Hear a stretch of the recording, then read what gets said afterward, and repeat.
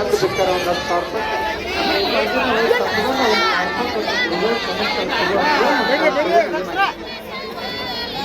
10,000 ನಾವು ಕೋಲ್ಪೇಟೆ ವತಿಯಿಂದ 3,200 ರೊಟ್ಟಿ ತಗೊಂಬಂದಿವಿ.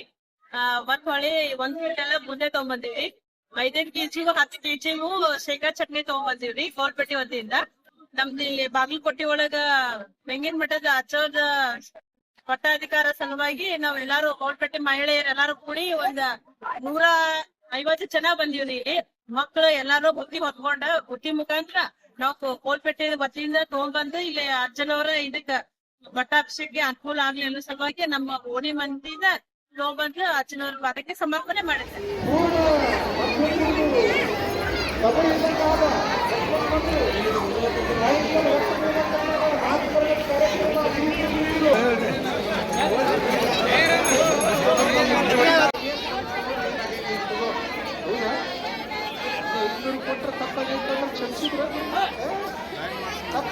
ಹೊಸಪೇಟೆಯಿಂದ ಎಲ್ಲ ಮಹಿಳೆಯರು 3,200 ರೊಟ್ಟಿಯನ್ನು ಸಂಗ್ರಹ ಮಾಡಿ 1 ಕ್ವಿಂಟಲ್ ಬುಂದೆ ಹಾಗೂ 10 ಕೆಜಿ ಚಟ್ನಿ 4,650 ರೂಪಾಯಿ ದುಡ್ಡನ್ನು ಕಲೆಕ್ಷನ್ ಮಾಡಿ ಈ ಟಿಫಿನ್ ಮಠದ ಪಟ್ಟಾಧಿಕಾರಕ್ಕೆ ಚರಂತಿ ಮಠಕ್ಕೆ ಬಂದು ಎಲ್ಲ ಮಹಿಳೆಯರು ಮತ್ತು ಹಾಗೂ ಗುರು ಹಿರಿಯರು ಸೇರಿ ಬಂದು ಸಿಗುತ್ತಾರೆ.